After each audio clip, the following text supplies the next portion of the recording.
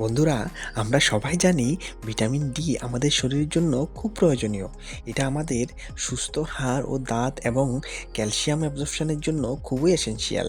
এজন্য আমরা ডক্টরের পরামর্শ ছাড়াই ভিটামিন ডির সাপ্লিমেন্ট নিতে থাকি, কিন্তু আমরা অতিরিক্ত ভিটামিন ডির সাইড এফেক্ট জানি না।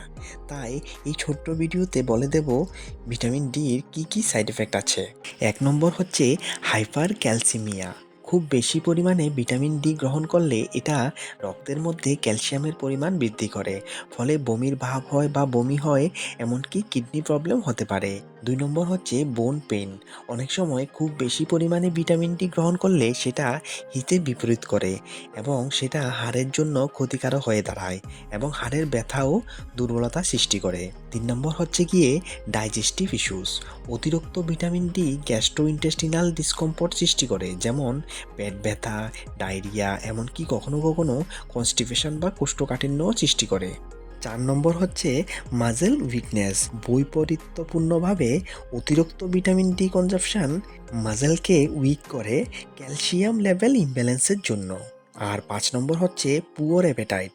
অতিরিক্ত ভিটামিন ডি গ্রহণ করলে সেটা ক্ষুধাহীনতা সৃষ্টি করে। আর ৬ নম্বর হচ্ছে ইনক্রিজ থার্স্ট অ্যান্ড ইউরিনেশন। অতিরিক্ত ভিটামিন ডি তৃষ্ণা বৃদ্ধি করে, পাশাপাশি ঘন ঘন প্রস্রাবের ব্যাগ সৃষ্টি করে, কারণ শরীর নিজের থেকেই চেষ্টা করে অতিরিক্ত ক্যালসিয়াম শরীর থেকে বের করার জন্য। ৭ নম্বর আর সবচেয়ে ইম্পর্টেন্ট হচ্ছে kidney problems. Vitamin D level যখন অতিরিক্ত বেড়ে যায় তখন সেটা কিডনি ফাংশনে জটিলতা সৃষ্টি করে, এমনকি কিডনি স্টোন পর্যন্ত সৃষ্টি করতে পারে।